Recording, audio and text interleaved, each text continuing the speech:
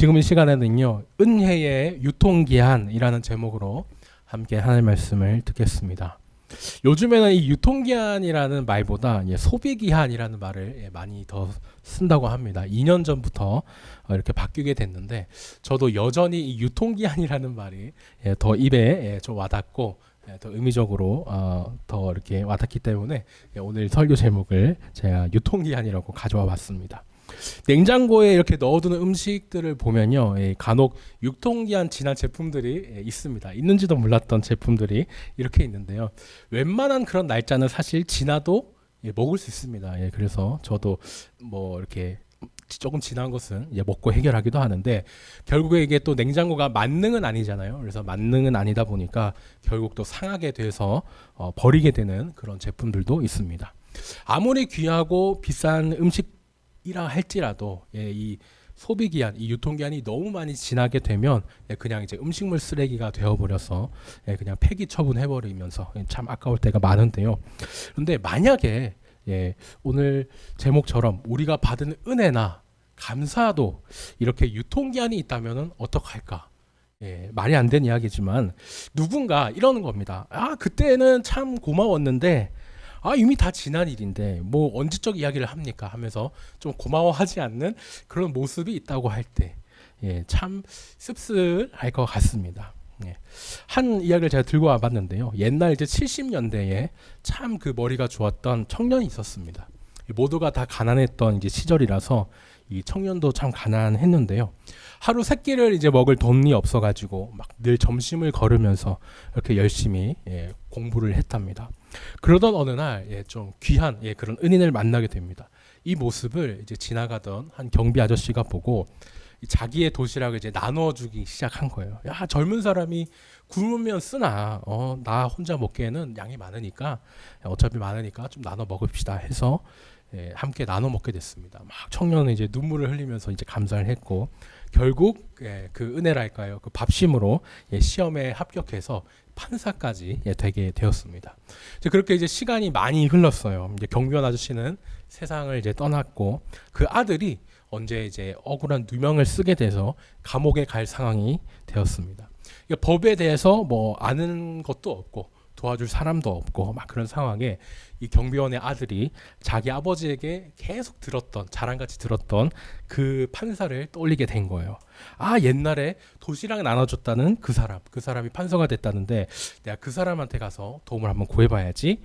수소문 끝에 이제 청년을 이제 찾아가 보니까 큰 회사에, 그 법률 회사에 유명한 변호사가 되어 있었습니다. 이제 판사를 그만두고 변호사가 된 거겠죠. 달려가지고 똑똑똑, 누구누구 변호사님, 저희 아버지를 기억하십니까?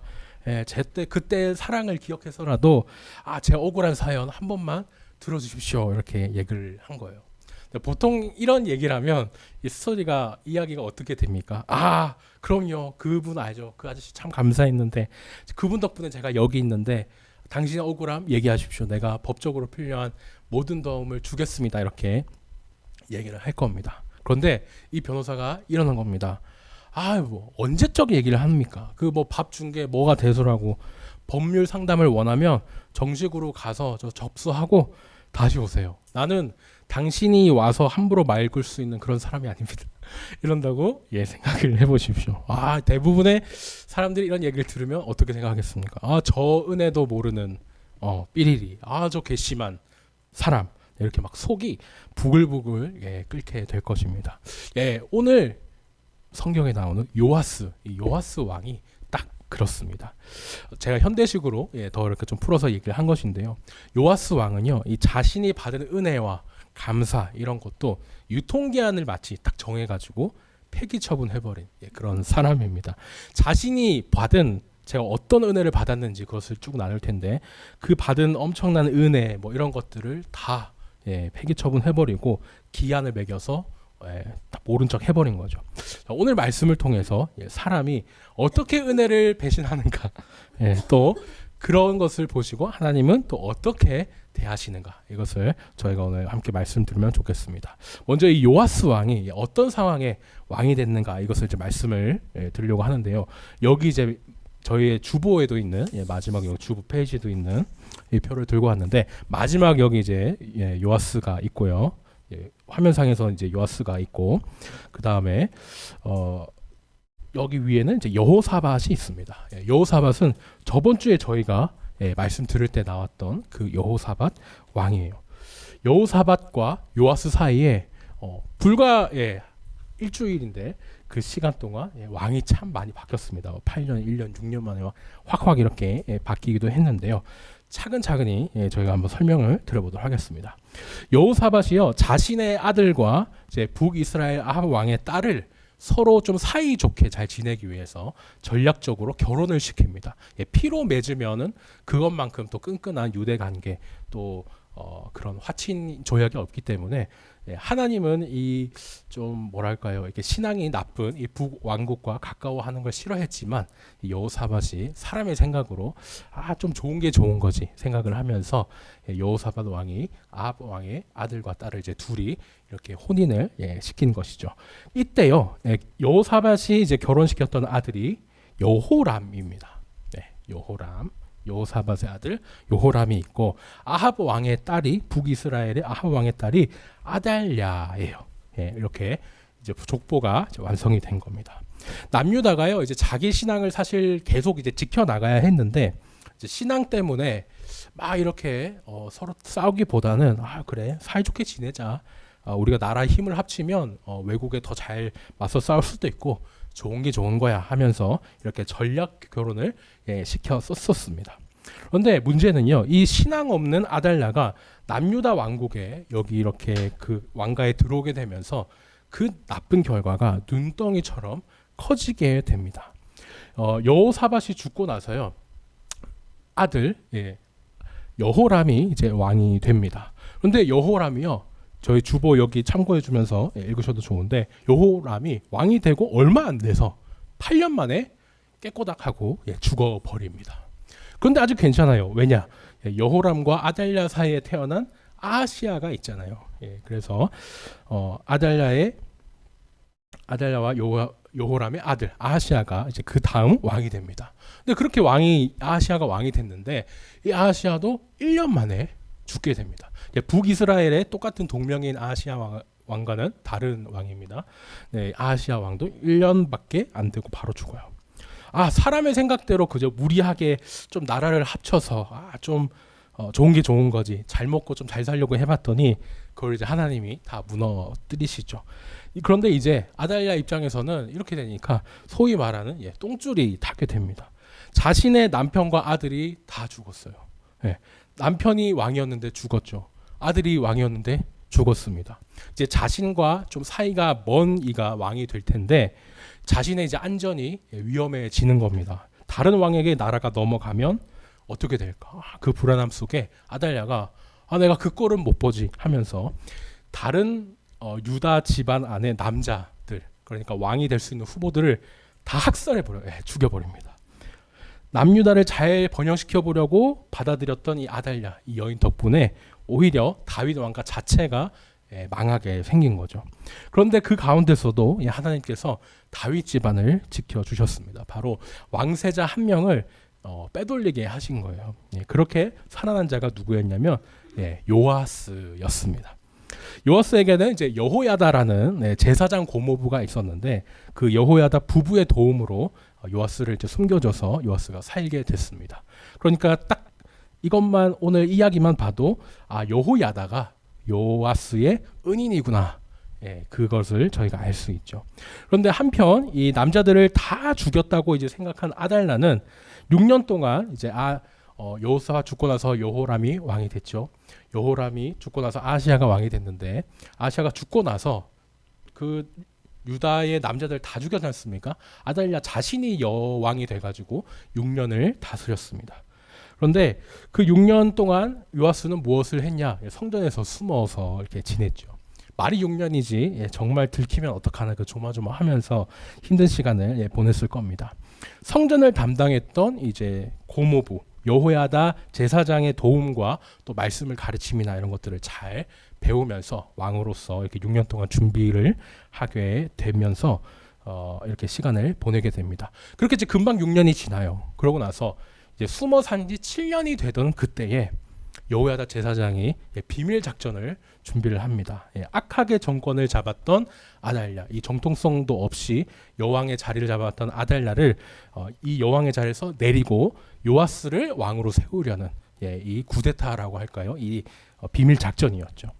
그 내용이 이제 오늘 역대하 23장 앞에서 펼쳐지게 되는데 정리하자면 그 작전은 결국에 이제 성공하게 됩니다. 성공하고 나서요, 사람들이 얼마나 이 아달랴, 이 신앙이 없고 악한 여인에게 시달렸는지 막 사람들이 막 온 백성이 환호를 하면서 이 요아스를 이제 환영을 해요. 다윗부터 내려오는 그 왕조가 다 죽어서 끝난 줄 알았는데, 뿌리가 뽑힌 줄 알았는데 알고 보니까 아니었구나. 더 왕이 살아 있었구나. 그 기쁨에 또 이렇게 환호를 했겠죠. 하나님께서 이 여호야다 제사장을 통해서 이 모든 것을 또 계획하고 이루셨는데, 이제 하나님께서 여호야다 제사장을 통해서 요아스에게 많은 은혜를 주셨고 요아스가 이제 왕이 되게 됩니다. 생각해 보면요, 이후에도 정말 많은 은혜를 요아스가 여호야다 제사장으로부터 받아요. 뭐냐면 일단 아달랴 그 막 이제 유다 남자들 다 죽이려고 했던 학살에서 살려줬죠. 그리고 돌아가신 아버지 대신에 고모부였지만 아버지 역할을 하면서 잘 아기 때부터 잘 길러줬죠.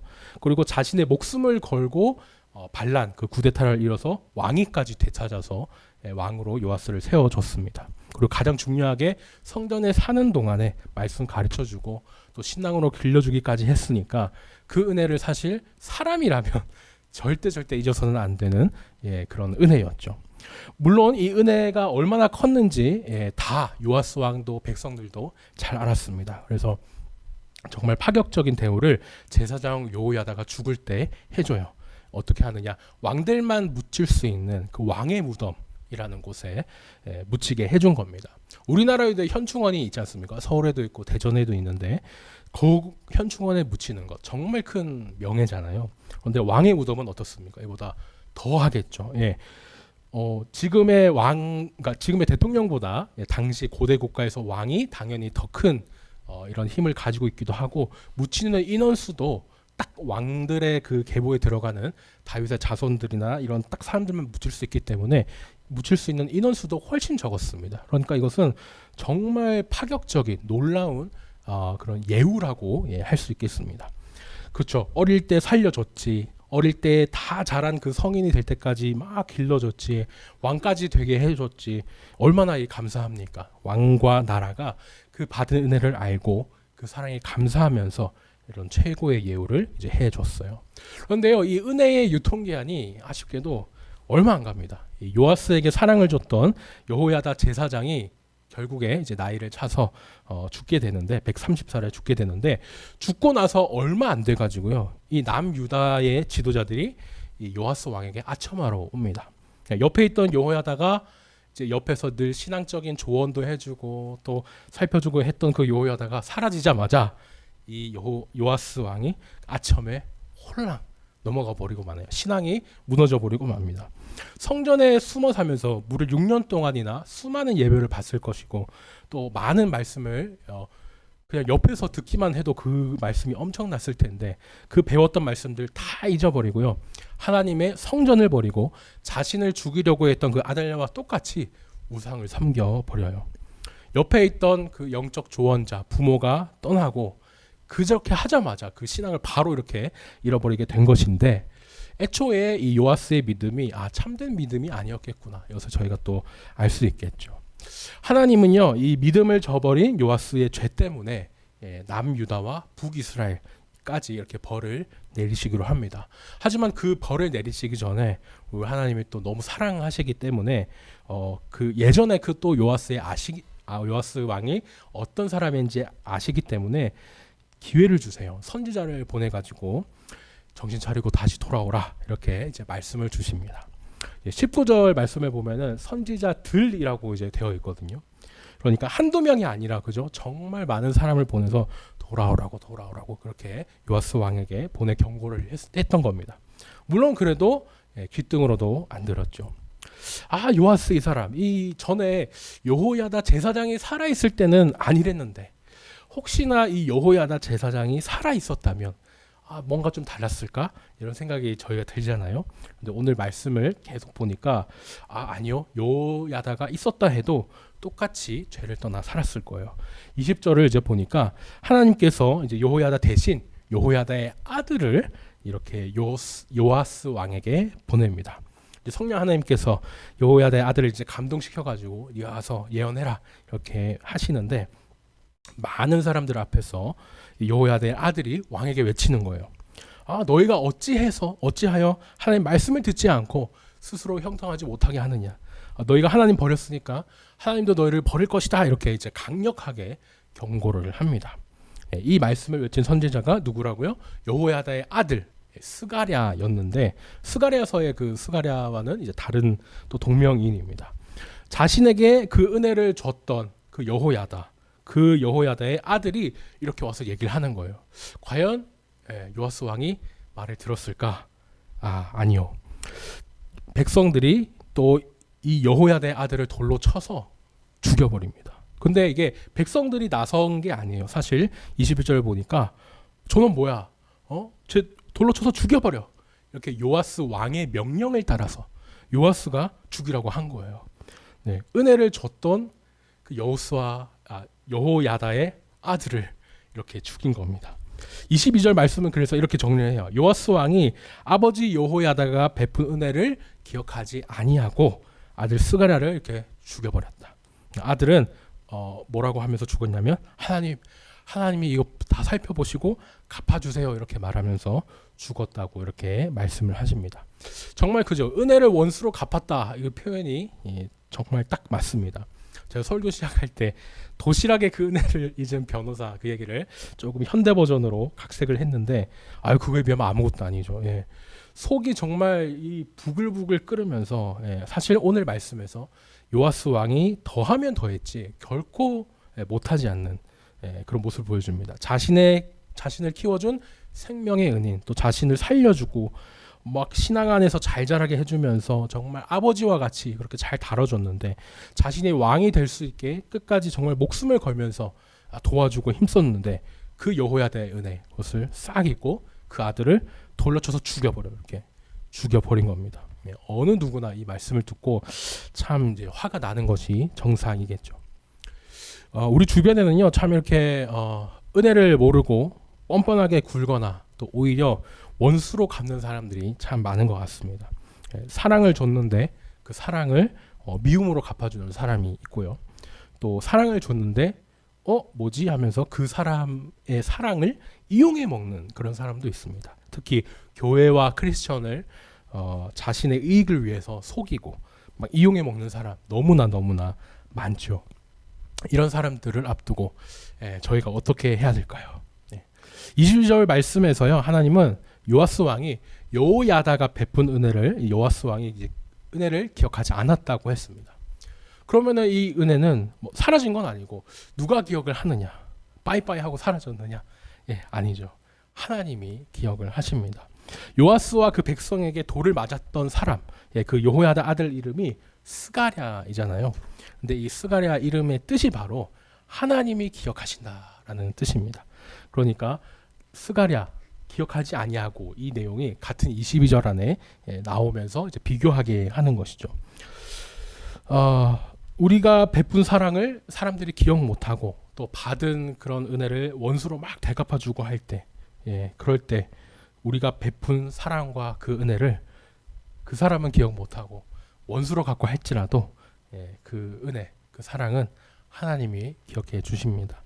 사람은 죄인이고요. 누구나 다 한계가 있습니다. 그 은혜를 언젠가 잊어버릴 수도 있고 잊어버리다 못해 오늘같이 바로 원수로 되갚고 배반하는 그런 경우도 참 얼마나 많은지 몰라요. 그런데 그때에도요. 하나님은 기억해 주신다는 겁니다. 정말요?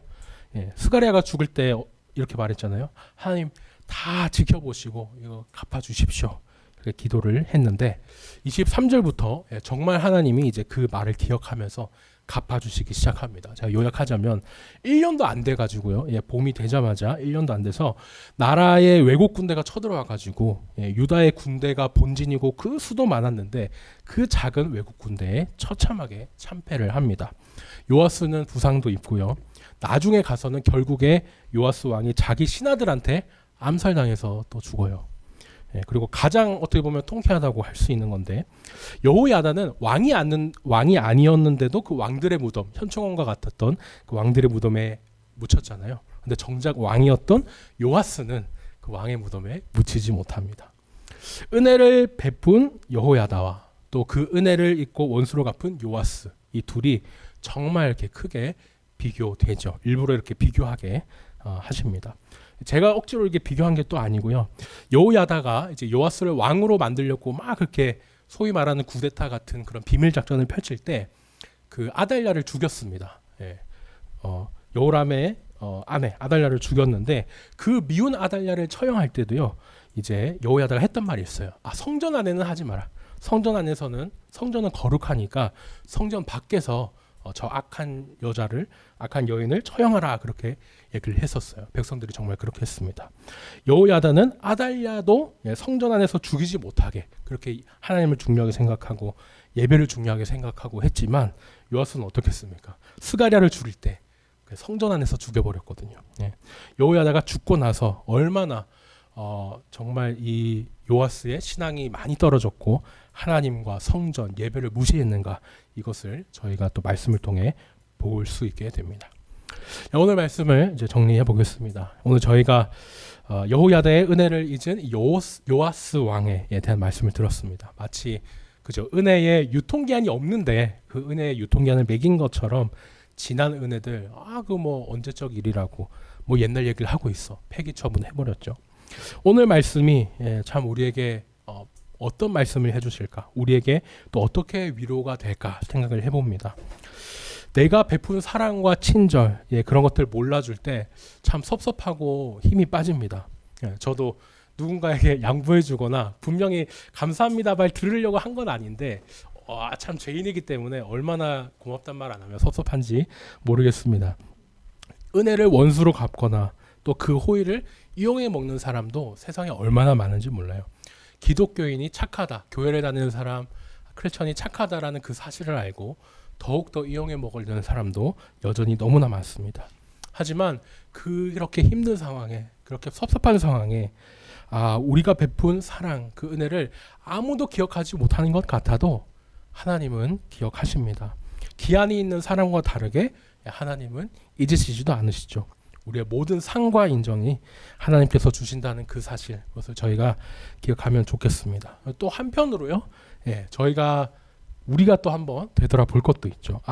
저 은혜를 모르고 바로 배반한 저 요아스가 또 나의 모습은 아닐까. 그것이죠.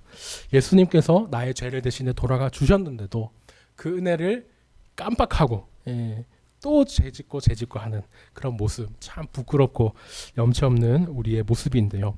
물론 그것도 다 아시고 우리 하나님께서 죄인인 우리를 용서하여 주시고 또 사랑해 주시니 그 은혜에 저희가 더 사랑을 느끼게 됩니다. 요아스는요, 여호야다가 죽음으로 떠나자마자 그 신앙을 잃고 배반했습니다. 그러나 우리에게는 우리를 영원히 또 떠나시지 않는 분이 예수님이십니다. 예수님이 우리와 늘 항상 함께 하시기에 우리는 다시 죄를 지어도 예수님께 돌아가고 다시 또 돌아갈 수 있죠. 그렇게 여호야다가 떠났다고 신앙을 잃은 요아스와 다르게 우리는 예수님을 통해, 늘 함께하는 예수님을 통해 또 신앙을 지켜낼 수 있겠습니다. 바라기는요, 하나님께서 우리의 모든 사랑과 수고를 기억하심을 믿고 예수님의 은혜를 기억하며 사는 저와 우리 모든 늘찬양 성도님 되시기를 예수님의 이름으로 축원합니다.